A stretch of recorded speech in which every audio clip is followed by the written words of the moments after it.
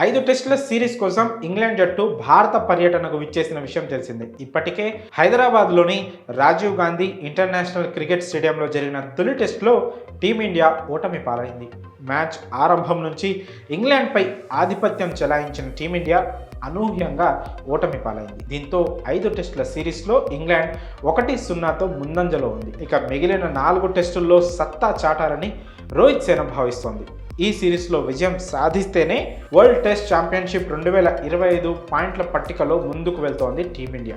ఇప్పటికే తొలి test ఓటమితో team India WTC పాయింట్ల పట్టికలో 5వ స్థానానికి పడిపోయింది. దీంతో ఎలాగైనా రెండో టెస్ట్లో ఖచ్చితంగా గెలిచి తీరాలని రోహిత్ సేన గట్టి పట్టుదలతో ఉంది. కానీ రెండో టెస్టుకు ఫామ్లో ఉన్న ఇద్దరు స్టార్ ఆటగాళ్లు కేఎల్ రాహుల్, రవీంద్ర జడేజా దూరం కావడంతో టీమిండియా మరింత కష్టాల్లో పడింది. తొలి టెస్టులో జడేజా, రాహుల్ ఇద్దరు మంచి ప్రదర్శన కనబరిచారు. ఇద్దరు తొలి ఇన్నింగ్స్లో సెంచరీకి చేరువగా వచ్చి అవుట్ అయ్యారు.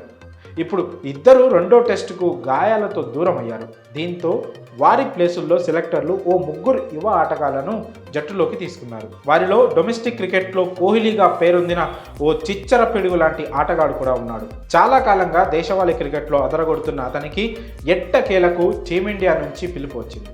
ఇంగ్లాండ్తో జరిగే రెండో టెస్టులో అతను బరిలోకి దిగే అవకాశం ఉంది. దీంతో ఇంగ్లాండ్కు సరైనోడిని దిప్పుతున్నారంటూ క్రికెట్ అభిమానులు సంతోషం వ్యక్తం చేస్తున్నారు. ఇంతకీ ఆ డొమెస్టిక్ కోహ్లీ ఎవరంటే సర్ఫరాజ్ ఖాన్. జడేజా, రాహుల్ దూరం కావడంతో సర్ఫరాజ్ ఖాన్, సౌరవ్ కుమార్, వాషింగ్టన్ సుందర్లను రెండో టెస్టుకు ఎంపిక చేశారు. వీరిలో సర్ఫరాజ్ ఖాన్ ఎంపికపై క్రికెట్ ఫ్యాన్స్ ఫుల్ ఖుషి అవుతున్నారు.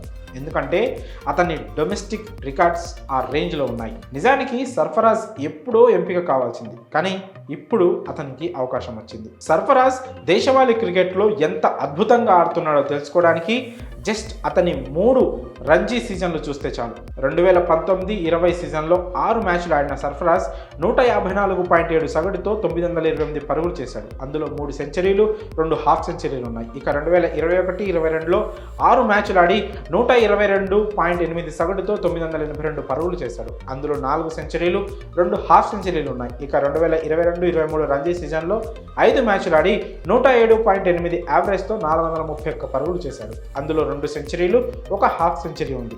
ఇలా దేశవాళీ క్రికెట్లో పరుగుల వరద పారిస్తూ డొమెస్టిక్ కోహ్లీగా పేరు తెచ్చుకున్నాడు.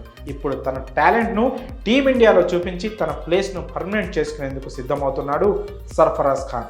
మరి ఇంగ్లాండ్తో రెండో టెస్టుకు సర్ఫరాజ్ బరిలోకి దిగబోతుండడంపై మీ అభిప్రాయాన్ని కామెంట్స్ రూపంలో తెలియజేయండి.